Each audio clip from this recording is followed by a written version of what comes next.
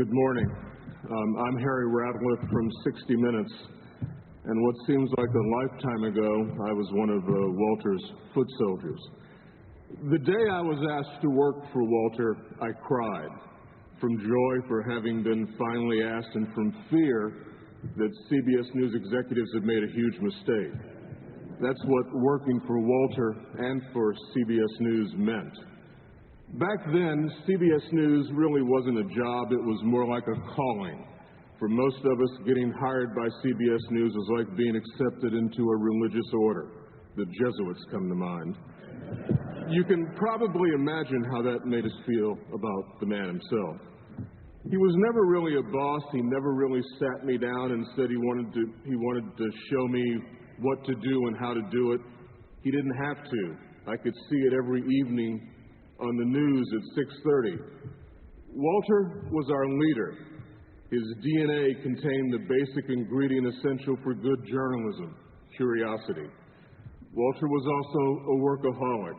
On many of those nights when I worked late, Walter would still be at his desk when I left. He led by example. His passion and joy for everyday journalism was infectious. So was his basic belief in the news, that in a democracy, excuse me while I turn this page,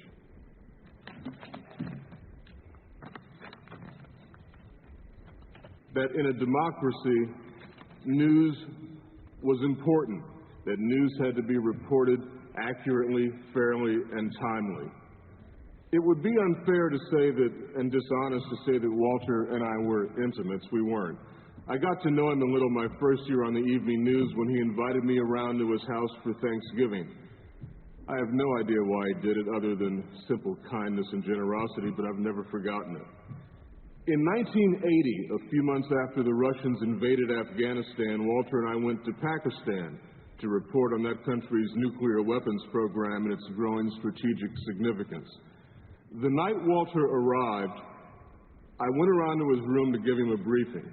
He came into the room in his boxer shorts and asked if I wanted a drink. Now, this was the first time I traveled with Walter on the road, and so at first seeing old iron pants and his boxer shorts was a little shocking. But the reason I'm telling you this story is because I think it says something about the man. Walter was comfortable in his own skin, comfortable with people, especially the people of CBS News. If your paycheck came from CBS, you were family.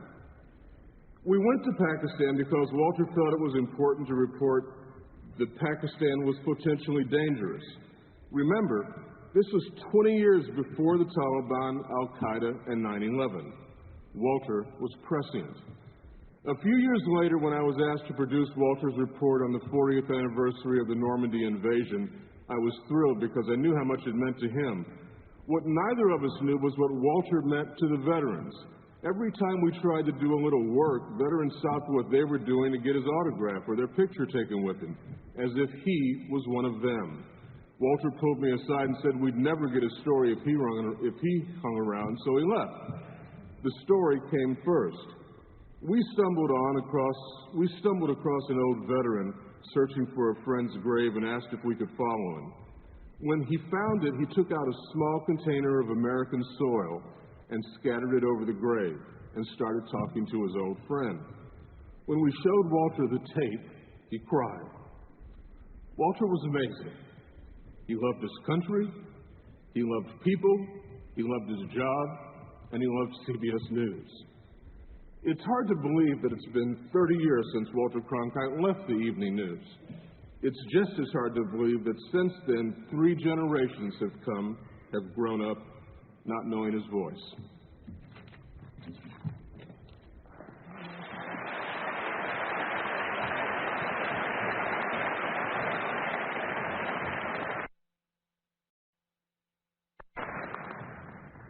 When I went to work for Walter in 1971, it was a new experience for both of us. From my perspective, there I was, the first woman producer on the CBS Evening News. Wow. From his perspective, there she is, the first woman producer on the CBS Evening News. But in all honesty, the fact that I was a woman did not seem to concern Walter. What did matter was that I could do the job. Early on, he put me to the test. One day, I was assigned to be what we call a catcher. Walter was out in the field with the producer, and I was back in New York assigned to take in the report and match it with pictures. The problem was, and I told the producer in the field this, the narration wasn't written to the pictures we had. Sound familiar? The next thing I knew, the phone rang, and the voice on the other end was one you'd recognize immediately. Walter. What was the problem, he wanted to know. I took a deep breath and said, Walter, I think we can make this report better with a few changes. Move these sentences from here to there, shorten this paragraph. Walter paused for what seemed like an eternity. It was really just a moment. Then he said, Linda, I think we should make those changes, and not because it's a woman's lib thing.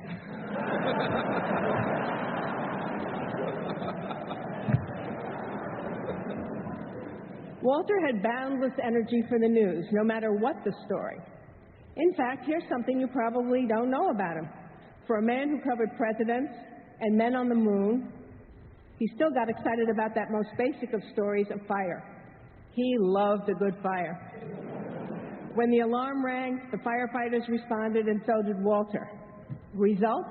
There were plenty of fire stories on the evening news, and he handled each one as special. And here's something else that might surprise you. Walter was remarkably unaffected by his position. And as big a celebrity as he was, he still got excited about other famous people. Once, while we were on assignment in Los Angeles, I took Walter to dinner at Trader Vic's. And in whose name did I make the reservation? Mine. Which is why we soon found ourselves at the end of a long line. Fortunately, the maitre d' noticed Walter and brought us to the front. Inside the restaurant, Walter was soon checking out celebs like Bob Evans and Ellie McGraw, completely unaware that the other patrons were checking him out. I was executive producer of a 2-hour special called Walter Cronkite Remembers. Walter reflected on a career that found him at the scene of almost every major news story of the 20th century. I commented that he was like Forrest Gump. He chuckled.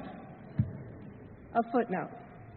I heard that during the memorial service for Ed Bradley, Walter leaned over to someone and said wistfully, "They'll never do that for me." Well, Walter, we did, and we hope you're enjoying it.